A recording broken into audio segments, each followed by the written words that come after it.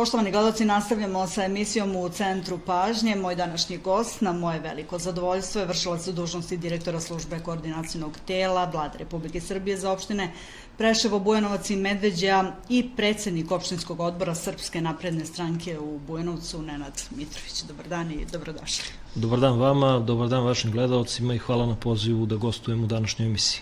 Ja mislim da je ovo prvi susret u 2024. godini, je li tako? Prvi put se vidimo. Eto da poželim vama i našim gledaocima sretnu novu godinu i da vam se sve želje ispune u ovoj godini. I naravno uspešnoj saradnji se nadam kao i do sada. Tako je. Evo odmah na početku da pitam kako ocenjujete 2023. godinu i kakvi su planovi uopšte za ovu godinu? Znate kako, mi smo završili 2023. godinu što se tiče koordinacionog tela, mi smo budžet koji smo imali realizovali u procentima, znači 98% budžeta je realizovano i to je izuzetno dobro jer sve infrastrukturne projekte koje smo bili planirali da radimo u 2023. godini u opštinama Bujanovac, Preševo i Medveđa smo realizovali i do kraja godine znači završili te projekte i novčana sredstva koja su bila namenjena za ove projekte naravno preneli lokalnim samoupravama da projekte koji su urađeni isplate. Tako da sve to što je bilo planirano u 2023. godini je završeno i ja sam izuzetno zadovoljan jer se u nekom prethodnom periodu dešavalo da nisu mogli svi projekti da se realizuju do kraja godine, a onda imate problem da vraćate novac u budžet, a imate još veći problem, to je svakako znači da projekat nije završen, da građani su nezadovoljni time i tako dalje. Kažem, u ovoj godini smo sve to završili i izuzetno sam zadovoljan zbog toga. Da li su aktivnosti koordinacionog tela za opštine Preševo, Bujanovac i Medveđa usmerene ka unapređenju kvaliteta života i stvaranju boljeg ambijenta za život svih građana na jugu Srbije? Naravno, naš osnovni zadatak je sveukupni razvoj 3 opština na jugu Srbije. Koordinaciono telo je formirano davne 2000. godine. U to vreme je bio koordinacioni centar. 2009. godine iz koordinacionog centra se formira koordinaciono telo za opštine Preševo, Bujanovac i Medveđu, a koordinacioni centar prerasta tada u Ministarstvo za Kosovo i Metohiju, a kasnije znači se vraća i ono biva Kancelarija za Kosovo i Metohiju, što je i do današnjeg dana. Tako da uloga koordinacionog tela je naravno, kao što ste i rekli, sveukupni razvoj 3 opština na jugu Srbije, razvoj zbog naših građana koji žive u ovim opštinama, bez obzira na nacionalnu i versku pripadnost, bez obzira na političku pripadnost.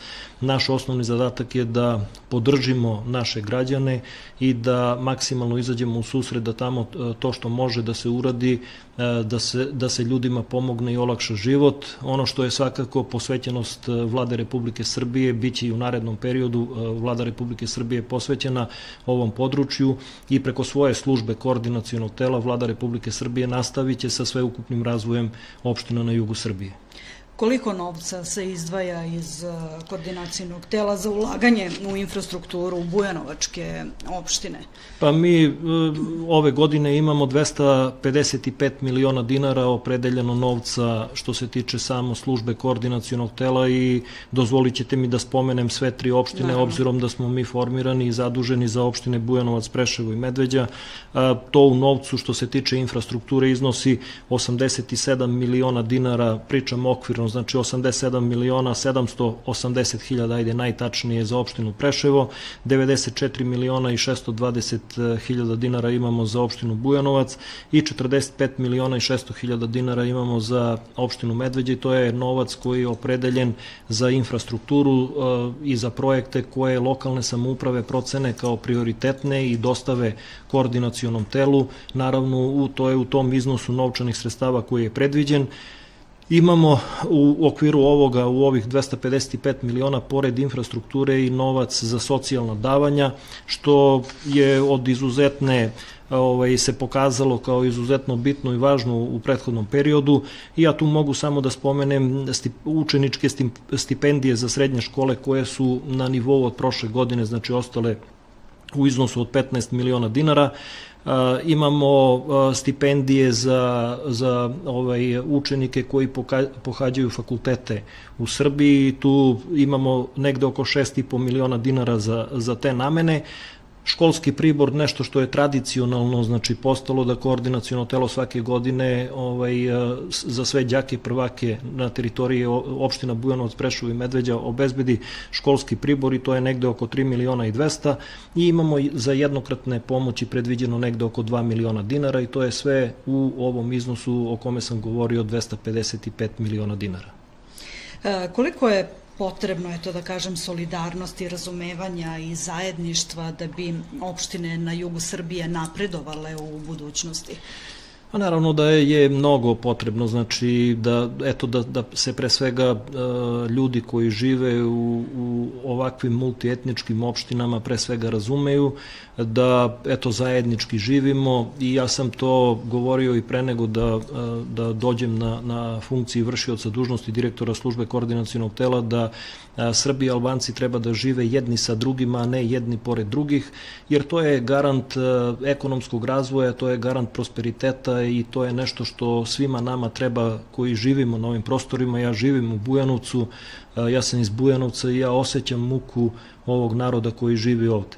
Tako da uvek gde god da boravim, sa kim god da pričam, uvek pozovem da trebamo da živimo jedni sa drugima, a ne jedni pored drugih. Pored Srba i Albanaca u Bujanovcu i u Preševu žive i Romi. Romi čine znatan broj populacije, naročito u Bujanovcu, i naravno da i oni imaju potpuno jednake probleme kao i Albanci i Srbi i naš zadatak je da sagledamo sve te probleme svih nacionalnih zajednica koji žive na teritorijama ovih opština. Kažem, koliko to uspevamo, vidjet ćemo u narednom periodu. Taj budžet koji mi imamo opredeljen preko službe koordinacionog tela, naravno da mi to realizujemo. Evo, pričao sam malo pre da je to u prošloj godini 98% budžeta realizovano, međutim tu su i lokalne samouprave i one iz svojih prihoda, odnosno novčanih sredstava, pomažu razvoj svojih lokalnih samouprava, tako da imamo neke projekte koji zajednički rade služba koordinacionog tela i lokalne samouprave i to je nešto što ćemo svakako i u narednom periodu zadržati. Dosta ste na terenu, osluškujete potrebe građana. Da li ćete nastaviti sa praksom Dan otvorenih vrata kao što je to bilo tokom 2023. godine? Naravno da hoćemo, to je nešto što nećemo prekidati, to je nešto što smo uveli od polovine prošle godine, odnosno vratili smo samo, to je nekada koordinaciono telo imalo praksu da ima Dan otvorenih vrata. To smo od polovine prošle godine vratili i kao što vidite mnogo građana dođe kod nas u koordinacionom telu i mi taj dan kada imamo Dan otvorenih vrata razgovaramo sa građanima, međutim razgovaramo mi sa građanima i mimo tog dana. Znači to nije samo taj dan oročeno pa da građani samo tog dana mogu da dođu, dolaze oni i ovako. I ja uvek kad sam ovde na jugu Srbije nastojim da sve ljude koji traže prijem u koordinacionom telu, da primim te ljude, da razgovaram sa njima i da vidim šta je to što ih muči. I koji su to problemi najčešći? Pa najčešći problemi su pitanje nedostatka radnih mesta, to je nešto što najviše muči građane i što dođu i pitaju. Znate kako, mi kao služba koordinacionog tela smo zaduženi za neke stvari, druge stvari najmanje za zapošljavanje, ali tamo gde postoje šanse i bilo kakvi uslovi da nekome pomognemo u smislu da pitamo nekog od direktora, nekog ne znam ko odlučuje o zapošljavanju, svakako da hoćemo, jer ipak je to nešto što ide u prilog ovoga što smo malo pre pričali, zajedničkog suživota na ovim prostorima i ekonomskog razvoja, jer kad vam ljudi rade i primaju plate, onda nema problema. Ali najviše se bavimo infrastrukturom i tu smo najviše fokusirani na taj deo, ali pričamo sa građanima. Građani pored nedostatka radnih mesta imaju strašne probleme sa putevima, strašne probleme sa nedostatkom pijaće vode, konkretno govorim za opštinu Bujanovac, ne znam, sa nedostatkom negde ulične rasvete i tako dalje i tako dalje. Tako da su različiti problemi, nastojimo da razgovaramo sa svakim i da tamo u okviru naših nadležnosti koliko možemo pomognemo ljudima, izađemo u susret da im olakšamo život.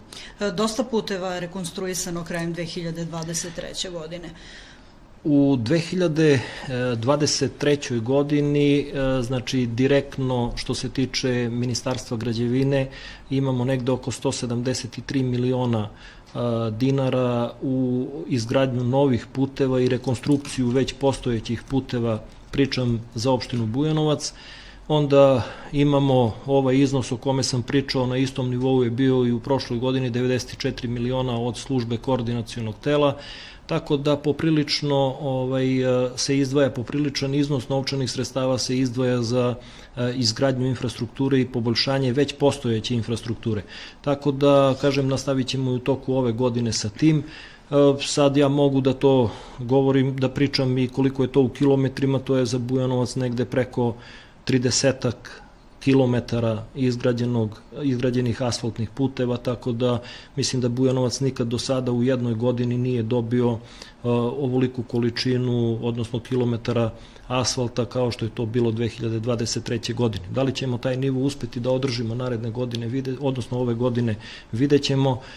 Svakako da učinit ćemo napore da bar približno toliko bude i u ovoj godini, ali kažem, sve je to što nas očekuje, na samom početku smo godine, što nas očekuje da radimo u ovoj godini. Evo, školski raspust je završen i đaci su danas opet seli u škole, u školske klupe. Šta se dešava sa učenicima osnovne škole Branko Radičević? Ja moram ovde da kažem da vas pitam i kao novinar i kao roditelj pre svega i govorim u ime svih roditelja iz Bujanovca. Šta se dešava? Zašto oni drugo polugođe nisu započeli u svojoj školi, iako iz opštinske uprave bilo obećano i najavljeno da će drugo polugođe početi? Pa, dinamika radova je bila takva da 24. januara je trebalo da bude gotovo što se tiče rekonstrukcije osnovne škole Branko Radičević u Bujanovcu, međutim, očigledno da vremenski uslovi pri kraju godine nisu dozvolili izvođaču radova, to ja pretpostavljam da se dvorište i taj deo oko škole uredi koji je ostao, znači još da se radi.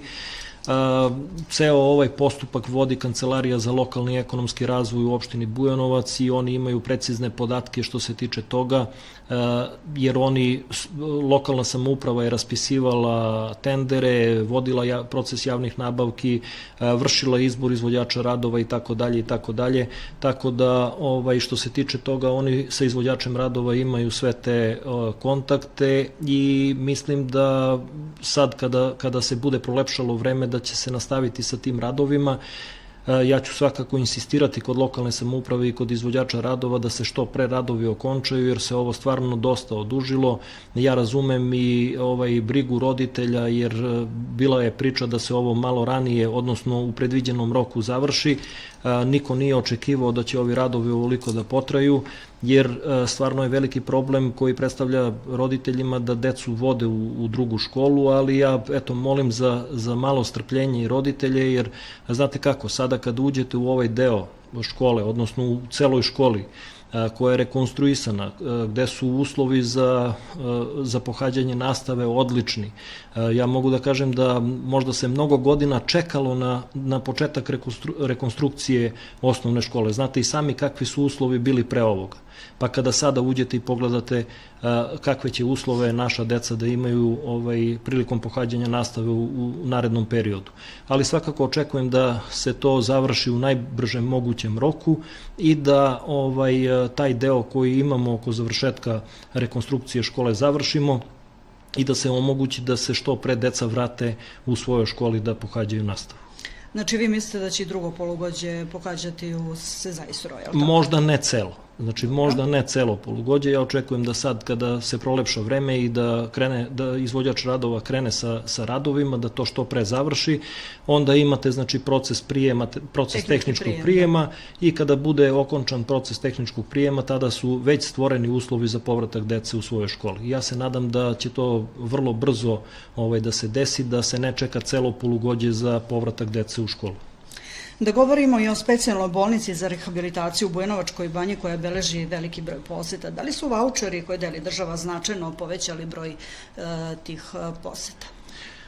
Ja sam imao razgovor sa direktorom specijalne bolnice za rehabilitaciju Bujanovačka banja, pričali smo pre neki dan praktično o tome, obavestili su me da negde oko 1400 korisnika je za ovu godinu izvršilo rezervacije u Bujanovačkoj banji i da sad je samo pitanje koliko je od tih 1400 ostvarilo pravo na vaučere, obzirom da je prvog dana, znači u prvih par sati ko je uspeo da pošalje svoje rezervacije praktično dobio vaučer. Da li je svih 1400 korisnika koji su izvršili rezervacije uspeli da pošalju svoju dokumentaciju, ne znam.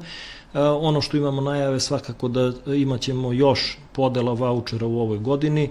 Inače, veliko interesovanje i o tome sam pitao ko najviše rezerviše Bujanovačku banju, da li su to ljudi iz Pčinjskog okruga, iz okruženja, ili možda i iz udaljenijih mesta u Srbiji. Rečeno mi je da imamo dosta korisnika koji su zainteresovani za dolazak u Bujanovačkoj banji iz Beograda, iz Vojvodine, znači bukvalno iz cele Srbije u ovih 1400 ljudi koji su rezervisali smeštaj i mislim da iz cele Srbije su se javljali da ostvare pravo na vaučer. Vidjet ćemo kako će to da ide u nekom narednom periodu, ali svakako da su vaučeri povećali brojčano goste u našoj banji i to je svakako dobro i to je za neki prethodni period kada govorimo izuzetno dobro, jer kažem u razgovoru sa direktorom sam dobio obaveštenje da su oni na 31.12. isplatili sve plate radnicima, sve obaveze prema dobavljačima, tako da očigledno da na poslovanje ove ustanove vaučeri itekako utiču. Šta to Bujanovačku banju izdvaja od drugih? Bujanovačka banja je poznata, odnosno jedinstvena u odnosu na sve banje u Srbiji po ugljen dioksid gasu i to samo Bujanovačka banja ima. To je metod koji je pre 30 i više godina iz Češke prenešen u Bujanovačkoj banji. Taj ugljen dioksid gas se zahvata na samom izvorištu vode, inače izuzetnu primenu ima kod lečenja ljudi koji boluju od šećerne bolesti jer vrši očepljenje periferne cirkulacije i kažem izuzetnu primenu ima kod dijabetičara.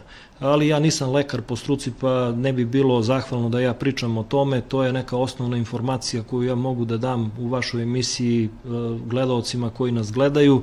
Lekari treba da pričaju mnogo više o ovome, ali pitali ste me po čemu je poznata Bujanovačka banja, odnosno po čemu se izdvaja u odnosu na sve ostale banje. Eto, to je nešto, jedan od prirodnih faktora koji Bujanovačku banju izdvaja od ostalih banja u Srbiji. Inače, rekao sam malo pre na početku da više od 30 godine koristimo mi ovaj prirodni faktor u lečenju pacijenata i moram da kažem da za ovih 30 godina nisu zabeležene kontraindikacije kod korišćenja ovog prirodnog faktora, što znači da potpuno zdrava osoba može da primi ovu terapiju prirodnog ugljen dioksid gasa i da nema nikakve posledice. Tako bar kažu lekari koji dugo godina rade i koji imaju iskustvo u ovome.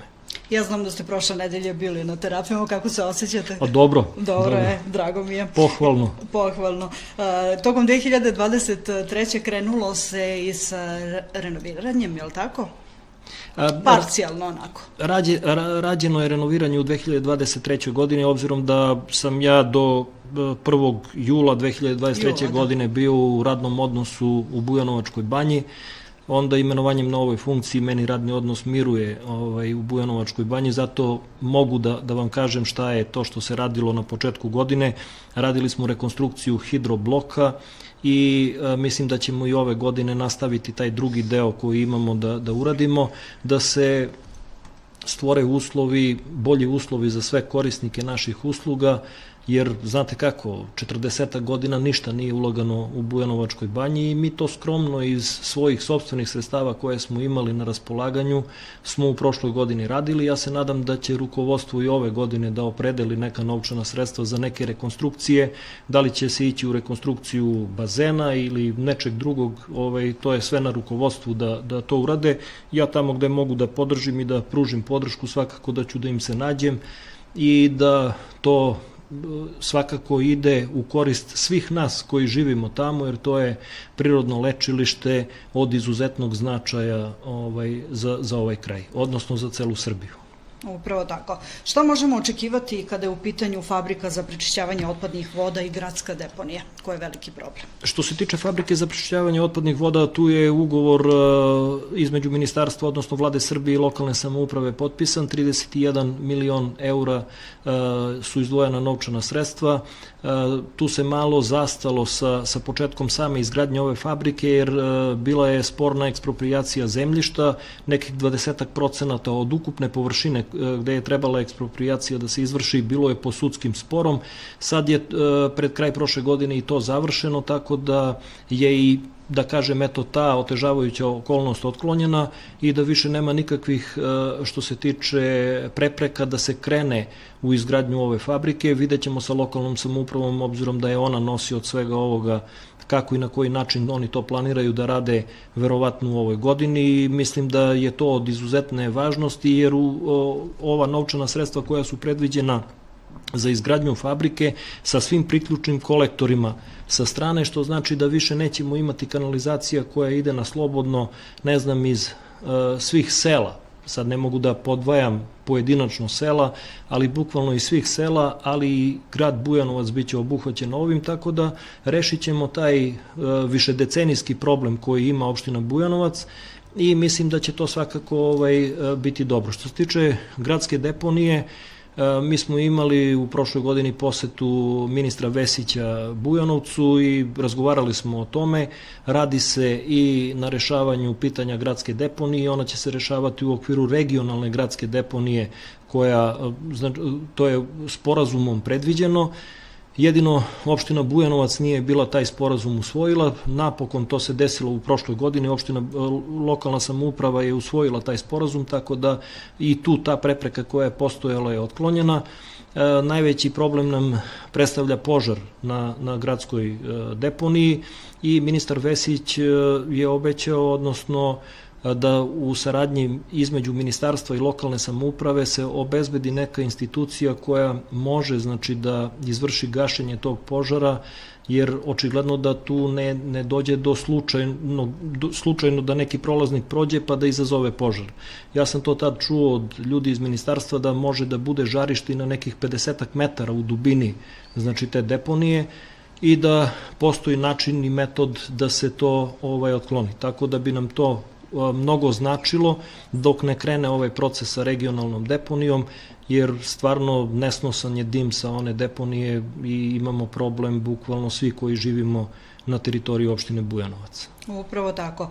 Od ministara, odnosno koji su obilazili Bujanovac, vi ste tražili investiciju kojom bi se obezbedilo zapošljavanje 100-150 radnika. Da li ćete i dalje na tome raditi?